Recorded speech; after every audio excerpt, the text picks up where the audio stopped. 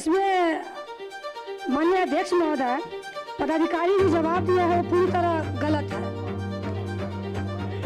क्योंकि हमें 2 दिन पहले जवाब मिली थी। हमें 2 दिन पहले जवाब मिली थी। उत्तर जो मिला है मैं उससे पूर्णतः संतुष्ट नहीं हूँ, क्योंकि उसमें ऐसा लिखा है कि भवन जर्जर स्थिति में नहीं है, बस उसकी मरम्मत की आवश्यकता है। लेकिन मैं चाहती हूँ एक बार मंत्री महोदय एक बार पुनः अवलोकन कराएं, क्योंकि मैं खुद जाकर के देखी हूँ भवन जर्जर स्थिति में है। जी का जवाब मिला है, लेकिन पूरी तरह संतुष्ट नहीं हूँ। पूरा प्रश्न पूछना चाहता हूँ। माननीय मंत्री जी ने उत्तर में कहा कि आप एक छोटे से कमरे में स्वास्थ्य व्यवस्था का संचालन हो रहा है, एमबीबीएस चिकित्सक नहीं है। पूर्व में वहाँ पर 2 एमबीबीएस चिकित्सक थे, लेकिन अभी नहीं है। उत्तर में लिखा है कि उधर आयुष चिकित्सक है, जिससे मैं सहमत हूँ। मैं सारा सर्वे करवा के आई हूँ। चतरा गबरौरा उत्तर में 50 किसान, चतरा गबरौरा दक्षिण में 40, इनरवा में। क्या मंत्री जी क्या बताएंगे कि प्रस्तावित विकास का विवरण क्या है? दूसरा, विलुप्त हो रही संस्कृति और मिथिलाक्षर को बचाने हेतु पंचायतों में मिथिलाक्षर केंद्र स्थापित करने हेतु मैं सरकार से मांग करती हूँ, लेकिन हमें वहाँ पे 2 एमबीबीएस डॉक्टर्स की आवश्यकता है। मैं मंत्री जी से प्रश्न नहीं कर रही हूँ, मैं बस उनसे। श्रीमती मीना कुमारी, ये प्रश्न स्थगित हुआ, अगला जवाब हो जाएगा। श्रीमती मीना कुमारी, श्रीमती मीना कुमारी, माननीय मंत्री ऊर्जा, जवाब मिला, पूरा पूछ लीजिए। हुआ है हमको। इसमें माननीय अध्यक्ष महोदय, पदाधिकारी जो जवाब दिया है वो पूरी तरह गलत है, क्योंकि हमें 2 दिन पहले जवाब मिली थी। हमें 2 दिन पहले जवाब मिली थी। मैं सारा सर्वे करवा के आई हूँ। चतरा गबरौरा उत्तर में 50 किसान, चतरा गबरौरा दक्षिण में 40, इनरवा में 40, कन्होली में 35, चनर्डी में 25, कुल 190 किसान का कनेक्शन ले चुका है और अभी तक पोलिंग और वायरिंग नहीं हुआ है। लेकिन जवाब जो मिला है कि मात्र 40 किसान का अभी पेंडिंग है। तो हम माननीय मंत्री जी से आग्रह करना चाहूंगी कि वो एक उच्च स्तरीय जांच करके उन पदाधिकारियों पर कार्रवाई करे जो हमेशा गलत जवाब दे के भेजती है। माननीय मंत्री, और मैं आग्रह करूंगी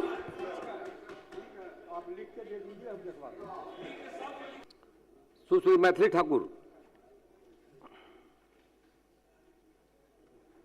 उत्तर मिला है ना? जी, उत्तर जो मिला है मैं उससे पूर्णतः संतुष्ट नहीं हूँ, क्योंकि उसमें ऐसा लिखा है कि भवन जर्जर स्थिति में नहीं है, बस उसकी मरम्मत की आवश्यकता है। लेकिन मैं चाहती हूँ एक बार मंत्री महोदय एक बार पुनः अवलोकन कराएं, क्योंकि मैं खुद जाकर के देखी हूँ भवन जर्जर स्थिति में है। वहाँ पे एक छोटे से कमरे में स्वास्थ्य व्यवस्था का संचालन हो रहा है, एमबीबीएस चिकित्सक नहीं है। पूर्व में वहाँ पर 2 एमबीबीएस चिकित्सक थे, लेकिन अभी नहीं है। उत्तर में लिखा है कि उधर आयुष चिकित्सक है, जिससे मैं सहमत हूँ, लेकिन हमें वहाँ पे 2 एमबीबीएस डॉक्टर्स की आवश्यकता है। मैं मंत्री जी से प्रश्न नहीं कर रही हूँ, मैं बस उनसे एक निवेदन कर रही हूँ, क्योंकि मैं बहुत छोटी थी और तब से मैं स्वास्थ्य मंत्री जी को मंत्री के रूप में देखते आ रही हूँ, उनको स्वास्थ्य के प्रति काम करते हुए देखते आ रही हूँ। तो मैं चाहती हूँ कि जनहित में वो इसका निदान करें, क्योंकि अति आवश्यक है। 5 से 7 पंचायत इस हॉस्पिटल पर निर्भर करती है, जिसका साफ साफ मानना है कि 40 से 50 हज़ार तक के जो 40 से 50 हज़ार लोग हैं जो इस हॉस्पिटल से लाभान्वित होते हैं। और मेरे पूरे विधानसभा के केंद्र में यह हॉस्पिटल है, जिससे कि अलग जो 2 प्रखंड है, घनश्यामपुर प्रखंड और अलीनगर प्रखंड, दोनों इससे लाभान्वित हो सकते हैं। तो इस पर माननीय स्वास्थ्य मंत्री जी का विशेष ध्यान रहे, यही मैं उनसे अनुरोध करना चाहती हूँ। श्री राजीव रंजन सिंह उर्फ सोनू सिंह।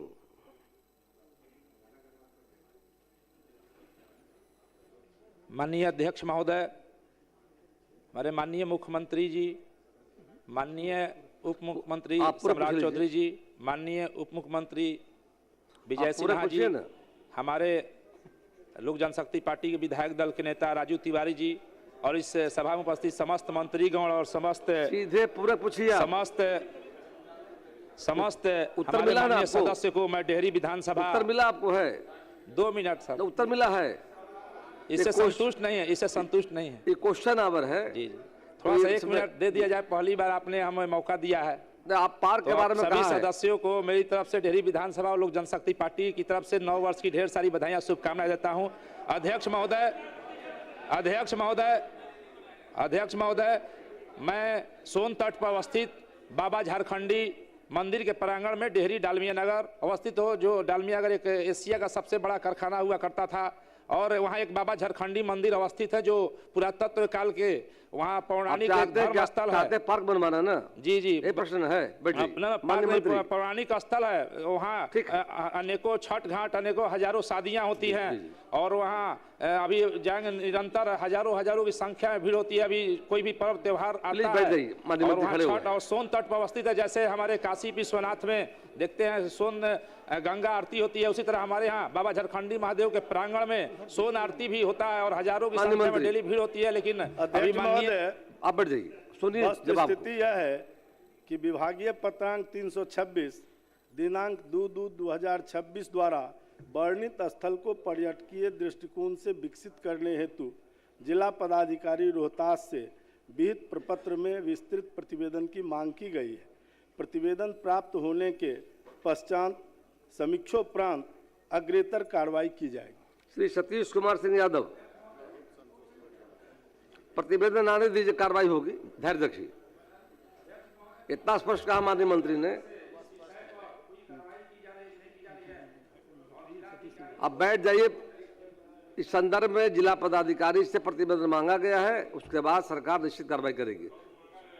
अध्यक्ष महोदय, अभी जवाब टैब पे आया है अध्यक्ष महोदय, लेकिन मैं जवाब से संतुष्ट नहीं हूं। अध्यक्ष महोदय, जवाब गलत भी है और भ्रामक भी है। अध्यक्ष महोदय, हमारा सवाल था कि रामगढ़ विधानसभा के रेफरल अस्पताल रामगढ़, सामुदायिक स्वास्थ्य केंद्र दुर्गावती और प्राथमिक स्वास्थ्य केंद्र में अल्ट्रासाउंड मशीन और सीटी स्कैन एमआरआई के लिए सवाल था, तो जवाब दिया गया है कि अधिष्ठापन के लिए आपूर्ति आदेश निर्गत किया जा रहा है। महोदय, हम जानना चाहते हैं कि कब तक वहाँ पे अल्ट्रासाउंड मशीन जो है स्थापित की जाएगी। दूसरी बात अध्यक्ष महोदय, डॉक्टरों की जानकारी के उपलब्ध में जो जानकारी दी गई है वह जानकारी और चिकित्सा पदाधिकारी दुर्गावती और रामगढ़ रेफरल अस्पताल के द्वारा दी गई जानकारी में बहुत अंतर है। अध्यक्ष महोदय, रामगढ़ रेफरल अस्पताल में 13 पद स्वीकृत हैं, जबकि वहाँ पे मात्र 3 डॉक्टर कार्यरत हैं, 2 जनरल फिजिशियन हैं और एक जो है महिला गायनोलॉजिस्ट है। अभी 20 दिन पहले यहाँ पे 7 डॉक्टरों का दिया गया है। जवाब सुन लीजिए। दुर्गावती में भी वही हाल है, 13 पद स्वीकृत है, मात्र 2 डॉक्टर कार्यरत हैं। अभी चिकित्सा पदाधिकारी जो दुर्गावती हैं उन्होंने 1 घंटा पहले हमको जानकारी दिया, बकायदा लेटर, इसमें जो है 6 डॉक्टरों का जिक्र किया गया है। तो जानकारी भी झूठी रिपोर्ट भी है और गलत भी है। अध्यक्ष महोदय, बैठ जाइए, बताइए। जो संभव होगा उसमें हम लोग सरकार की ओर से करेंगे। नीतीश मिश्रा, माननीय मंत्री ने कहा है ना, वो भी देख लेंगे, वो भी दिखवा लीजिएगा। माननीय मंत्री, जो गलत रिपोर्ट आया है किया गया है, आपने जो प्रश्न किया है वो भी ठीक है और जो सरकार ने जो जवाब दिया है वो भी ठीक है। एक मिनट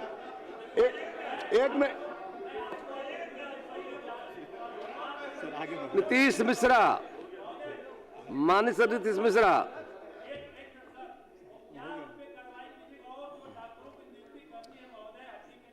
सरकार ने कहा है कि जल्दी ही कार्रवाई की जाएगी। नीतीश मिश्रा जी बताया तो शीघ्र करेंगे।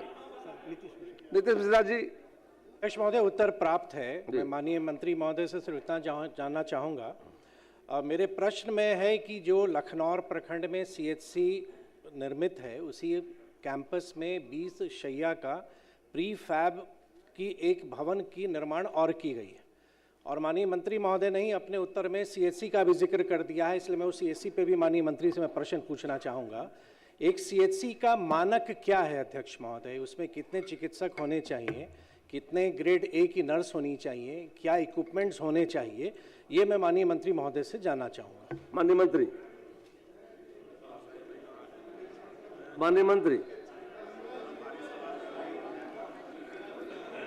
अगले वित्तीय वर्ष में जो भी है वो सब पूरा कर लिया जाएगा। माननीय मंत्री। अध्यक्ष महोदय, मैं समझ सकता हूं कि मेरा मूल प्रश्न इतना है अध्यक्ष महोदय कि सीएचसी हम सब जानते हैं कि एक प्रखंड का प्रमुख स्वास्थ्य केंद्र है और पीएचसी को ही प्रखंड में अपग्रेड करके जब पुराना रेफरल अस्पताल का कंसेप्ट था उसको सीएचसी के तौर पर अब उसको निर्माण कराया जाता है। 30 बेड वहां पर आज भी ढंग से संचालित नहीं है, तो अतिरिक्त 20 बेड का निर्माण करा के 4 सितंबर 2024 को उद्घाटन करने का कोई औचित्य नहीं है। इन्हीं के उत्तर में दिया हुआ अध्यक्ष महोदय कि 2 चिकित्सक वहां पर उपलब्ध हैं, 2 में एक मधुबनी में प्रतिनियुक्त हैं यानी एक ही हैं, एक वहां पर संविदा के डॉक्टर हैं और एक दंत चिकित्सक हैं। जो सीएचसी लखनऊ के प्रभारी हैं अध्यक्ष महोदय वही झंझारपुर पीएचसी के भी प्रभारी हैं। उस परिस्थिति में जो लखनऊ का हमारा सीएचसी है, जैसे उदाहरण स्वरूप 16 ए ग्रेड नर्स का वहां पर पद स्वीकृत है, एक भी कार्यरत नहीं है और पूरा प्रखंड लगभग 15 ग्राम पंचायतों का है और पूरे 15 ग्राम पंचायतों के लिए एक प्रमुख सीएचसी है जो लगभग 5 करोड़ की राशि से भी अधिक से निर्मित है। आज भी देखते हैं वो पीड़ा होती है कि सरकार ने इंफ्रास्ट्रक्चर तो बना दिया लेकिन उस अनुरूप मानव संसाधन पर हमारा ध्यान नहीं गया है। और मेरा सिर्फ प्रश्न इतना है अध्यक्ष महोदय अंतिम, कि जब हम 30 बेड को फंक्शनल नहीं कर पाए हैं तो ये जो 20 एडिशनल बेड बनाने का औचित्य क्या था? आज भी 1.5 वर्षों के बाद वो ताला लगा हुआ है, जंगल से वो घिर चुका है। मैं माननीय मंत्री महोदय से इतना ही आग्रह करूंगा कि जितने भी सीएचसी हैं, विशेष तौर पर जो मेरा प्रश्न है लखनऊ प्रखंड का, उसमें सीएचसी के मानक के अनुरूप मानव संसाधन, मेडिकल इक्विपमेंट्स, जांच की व्यवस्था, साथ ही साथ जो 20 शैय्या का प्री फैब टेक्नोलॉजी से इन्होंने जो भवन निर्मित किया है उसको सिर्फ ये फंक्शनल कर दें शीघ्र से शीघ्र। माननीय मंत्री।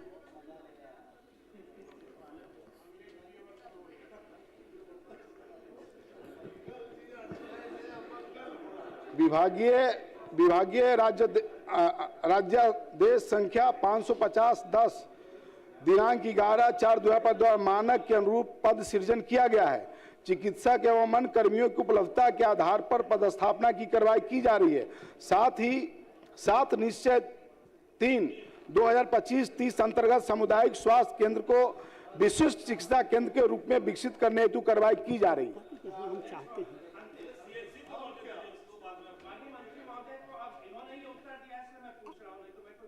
वाला नहीं था इनसे। ये स्वीकृति आदेश सीएचसी इनका कब फंक्शनल हुआ?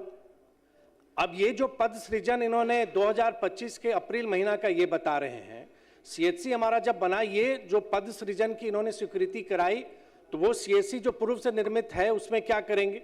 ये जो पद सृजन है ये प्रीफैब के लिए इन्होंने किया है या सीएचसी के लिए किया है? और जो सीएचसी आज से 5 वर्ष पूर्व से निर्मित है, पद सृजन इन्होंने नहीं किया, तो वो भवन बनाने की इनको आवश्यकता नहीं थी। तो इसलिए स्वास्थ्य विभाग को ये आवश्यक है कि वो देखे इंफ्रास्ट्रक्चर बनाने से के साथ साथ पैरेलली जो मानव संसाधन है उसको भी वहां पे प्रतिनिधित्व करने की साथ में इनको कार्रवाई करनी चाहिए। माननीय मंत्री। स्ट्रक्चर बनाने के बाद ही सारी व्यवस्थाएं खड़ी होगी, नहीं तो हम सारी व्यवस्थाएं खड़ी कर दें वहां इंफ्रास्ट्रक्चर कुछ है ही नहीं। इसलिए माननीय मंत्री प्रमोद बाबू, कोई डिबेट नहीं। अंतिम मेरा विधानसभा क्षेत्र अध्यक्ष महोदय, मैं 5वीं बार का विधायक हूं झंझारपुर से। वर्ष 2022 से सीएचसी वहां पे फंक्शनल है भवन, आज लगभग अब 4 वर्ष होने को आ रहा है। कितना समय और लेंगे ये बता दीजिए। स्पष्ट है, माननीय मंत्री भी रहे उस दौर में, तो खुद मंत्री थे, लेकिन जहां तक इस पूरी व्यवस्था का मामला है 2025 में ही पद का सृजन हुआ है, उसको जल्द से जल्द भरा जाएगा, इसमें कहा दो मत है। मोहम्मद मुर्शीद आलम पर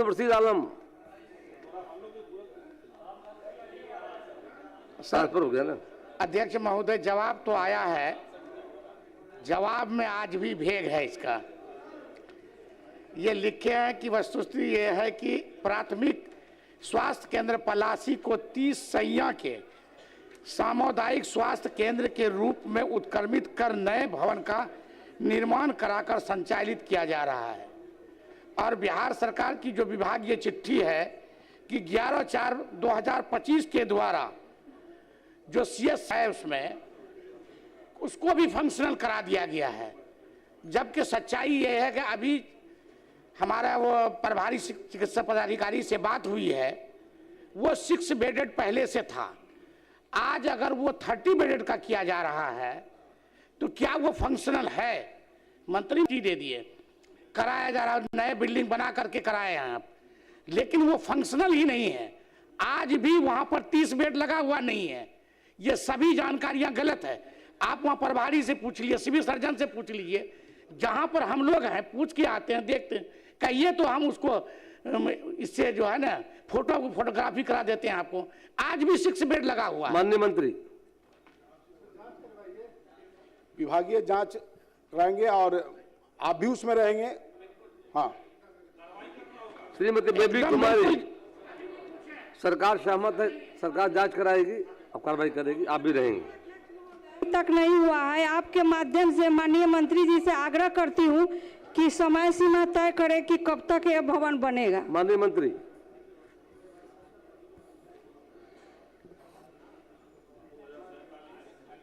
वस्तु स्थिति है कि अतिरिक्त प्राथमिक स्वास्थ्य केंद्र मैदापुर के भवन निर्माण हेतु निविदा निष्पादित करते हुए संवेदक को कार्यादेश निर्गत किया गया था, जिनके द्वारा कार्य पूर्ण किए जाने के निर्धारित तिथि तथा मात्र छत तक के कॉलम कास्टिंग का कार्य ही किया गया है। निर्माण कार्य ससमय पूरा नहीं किए जाने के कारण संवेदक को कालीकृत कर दिया गया है। उक्त स्वास्थ्य केंद्र के शेष कार्य को पूर्ण कराने हेतु अग्रेतर कार्रवाई निगम द्वारा की जा रही है। श्री इंद्रजीत प्रसाद गुप्ता, स्पष्ट हो गया, कार्रवाई सरकार कर रही है और आगे निर्माण भी होगा। आएगी सर। अब टेंडर होगा ना, टेंडर के बाद ही ना होगा, जाकर के हो जाएगा। जी, धन्यवाद दे दीजिए। इसके लिए बहुत आवश्यकता है, कार्रवाई धन्यवाद देते हैं। इंद्रजीत प्रसाद गुप्ता होगा जी। महोदय, ये प्रश्न जो मैंने पूछा था सहरसा में मेडिकल कॉलेज एंड हॉस्पिटल खोलने से संबंधित, जवाब तो मिला है जी। अब पूरक पूछेंगे तो पता नहीं मंत्री जी क्या जवाब देंगे, लेकिन मेरा जो कंसर्न है वो ये है कि सर 2023 में इन प्रिंसिपल अप्रूवल मिला था मेडिकल कॉलेज खोलने का, और ज़मीन का जो हस्तांतरण हुआ, एक्विजिशन हुआ है 25 में हुआ है, और ये 2 साल लगे। इसी से संबंधित मेरा 2 प्रश्न है सर, 3 प्रश्न। एक ये कि सदर हॉस्पिटल जो है वहाँ सहरसा में, उसमें के पास 21 एकड़ ज़मीन है और एडुकेट इंफ्रास्ट्रक्चर अवेलेबल है। पहला पूरक ये है कि क्या सरकार तत्कालीन रूप से मेडिकल कॉलेज एंड हॉस्पिटल उस सदर हॉस्पिटल में खोलने की विचार रख सकती है कि नहीं? माननीय मंत्री, नंबर 1, उन जवाब समझ गए सर उनका, मैं समझ गया उनका वो फिर पढ़ देंगे, वही वाला पढ़ देंगे उनको। दूसरा ये है कि सरकार कह रही है कि पब्लिक प्राइवेट पार्टनरशिप पे हम इसको ओपन करेंगे। इससे है कि ये कब टेंडरिंग प्रोसेस में जाएगा ये, और ये जो पब्लिक प्राइवेट पार्टनरशिप जो मेथोडोलॉजी होगा क्या होगा, कि ऐसा तो नहीं कि हम पूरा संपत्ति लगा के एयरपोर्ट बना दें और किसी को दे दें, उस मॉडल पे तो नहीं होगा ये।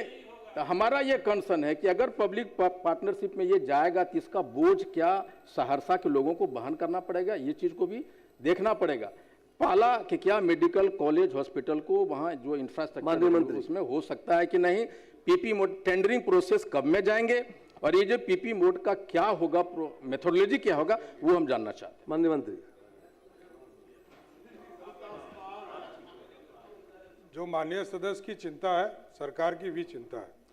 बगल में मधेपुरा के मेडिकल कॉलेज सरकार ने स्थापित किया, लेकिन आज के परिस्थिति में कई डॉक्टर्स को जब भी पदस्थापित किया जाता नहीं जाते हैं। इसके लिए आगे पॉलिसी भी बना रहे हैं कि हम सरकारी जो नौकरी करेंगे उनको हम किसी भी हालत में प्राइवेट प्रैक्टिस नहीं करने देंगे, इसकी पॉलिसी बन रही है। लेकिन जो चिंता है माननीय सदस्य की कि उसी जगह पर जहां सदर अस्पताल है, उस जगह को हम लोगों ने पूरी तरह समीक्षा कराया था। मैं स्वयं भी उस जगह पर गया था, माननीय मुख्यमंत्री जी भी गए थे। जिस जमीन पर बनना है दोनों चीज़ों को देखा है, लेकिन इसके बावजूद यदि माननीय सदस्य चाहते हैं तो जरूर उसकी समीक्षा कराता हूं, कि उस पर बनाया जा सकता है या नहीं बनाया सकता है, इसका एक रिपोर्ट मांगता हूं। दूसरा, जो पीपीपी मोड है, इसकी एक पॉलिसी हम बना रहे हैं, सरकार उसको तय करेगी। स्वाभाविक है, जैसे मैंने कहा कि मेडिकल कॉलेज मधेपुरा में सारी व्यवस्था देने के बावजूद, सारे चीज़ों को देने के बावजूद वहाँ डॉक्टर नहीं रहते, वहाँ नहीं रहते, बेतिया नहीं रहते, तो वहीं से ये सोच भी आई है कि हमको पीपीपी मोड पर इसको आगे बढ़ाना चाहिए। हम जितना खर्चा लगाते हैं साल भर में, उतना खर्चा लगाने के बाद भी हमारे लोगों को सुविधा नहीं मिल पाता है, तो इसलिए पीपीपी मोड पर हम लोग विस्तार से चर्चा कर रहे हैं। पॉलिसी जब आएगा तो जरूर माननीय सदस्यों को बताया जाएगा। श्री माधवानंद, आगे आओ, क्वेश्चन है। अध्यक्ष महोदय, जवाब मिला है मंत्री जी का। माधवानंद जी। अध्यक्ष महोदय, माननीय मंत्री जी का जवाब मिला है, लेकिन जवाब आया है, लेकिन जवाब से पूरी तरह संतुष्ट नहीं हो गया। अध्यक्ष महोदय, मंत्री जी का जवाब मिला लिखित है, भेज दीजिएगा, माननीय मंत्री लिखित भेज दीजिएगा। मंत्री जी का जवाब मिला है, लेकिन पूरी तरह संतुष्ट नहीं हूँ, पूरा प्रश्न पूछना चाहता हूँ। माननीय मंत्री जी ने उत्तर में कहा कि रोहतासगढ़ किला का कुछ भाग भारतीय पुरातत्व सर्वेक्षण पटना प्रमंडल के अंतर्गत संरक्षित है और इसके संरक्षण एवं विकास का काम प्रस्तावित है। क्या मंत्री जी यह बताएंगे कि प्रस्तावित विकास का विवरण क्या है? दूसरा, उत्तर में कहा गया कि किला का कुछ भाग भारतीय पुरातत्व सर्वेक्षण। माधव जी आप पूरा पूछ लीजिए। पूरा की पूछ रहा हूँ। आपका रोपवे का निर्माण के संबंध में। रोपवे का निर्माण। माननीय मंत्री बैठ जाइए, जवाब सुन लीजिए। रोपवे का निर्माण का आपका है? अध्यक्ष महोदय, जिला पदाधिकारी रोहतास के पत्रांक 27 दिनांक 2/2/26 द्वारा प्रतिवेदित किया गया है कि रोहतास जिला स्थित रोहतासगढ़ किला का कुछ भाग भारतीय पुरातत्व सर्वेक्षण पटना प्रमंडल के अंतर्गत एक संरक्षित स्मारक है, जिसे वर्ष 1915 में गजट नोटिफिकेशन B01814E दिनांक 1/12/1915 द्वारा राष्ट्रीय महत्व का संरक्षित स्मारक घोषित किया गया है।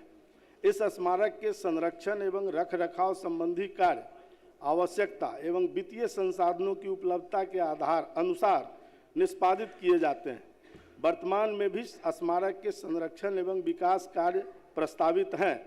वन प्रमंडल पदाधिकारी रोहतास, वन प्रमंडल सासाराम का पत्रांक 413 दिनांक 31/1/2026 द्वारा प्रतिवेदित किया गया है कि रोहतास वन प्रमंडल के चेनारी वन